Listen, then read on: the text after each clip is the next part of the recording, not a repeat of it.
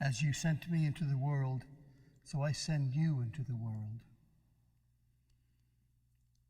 Luke the evangelist, having written both his gospel and the Acts of the Apostles, has been discovered as a hourglass, the symbol being an hourglass. The study of Jesus converges in his death and his resurrection, and the narrow waist of the glass expanding again into the world. It comes into focus in Jerusalem and then expands out to Rome, the center of the Mediterranean world. This pattern also shows us the importance of Pentecost, an explosion of insight and energy that the people outward from the Jewish birthplace into the mission among the Gentiles, from one to the other. That same pattern is followed in Luke's Gospel. The love that God the Father pours out into Jesus, his Son, is then poured out into the disciples by the Holy Spirit, so that they may pour it out into the world. People know that Jesus is from God when they see their love expanding into the world. That's a beautiful feeling and experience to feel through what God is accomplishing in you, in me, and in others, that love is expanding into the world. The explanation of the meaning of Pentecost is when the Spirit speaks every language to unite every kind of diversity in the unity of love.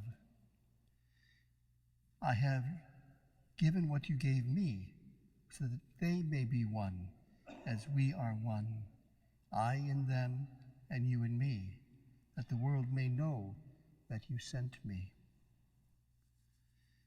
When Pope Francis described evangelization as moving out from the center to the margins, he was affirming that very plan and pattern.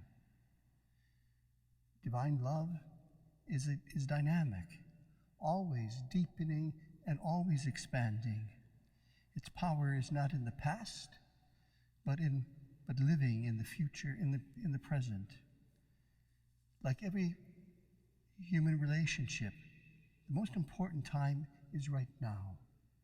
When you live in this moment, you're attentive to your surroundings and those you love, called always to relate in the best that we can, not in nostalgia or in past history, but in what happens today as we respond to the inspiration of our own capacity to love. The central theme of the gospel is God's love. We all know that. It is God's love that awaits our consent to expand.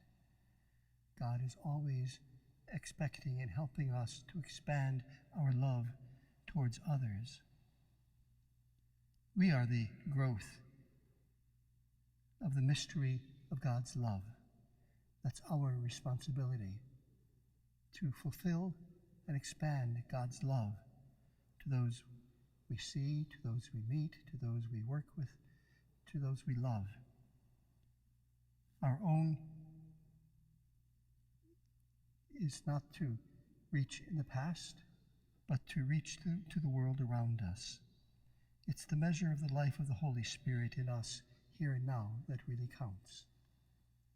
May we be the living love of God in our lives today, and may we show to others what that means by inviting the Holy Spirit to lead us and guide us, and always expand God's love in the world that we live.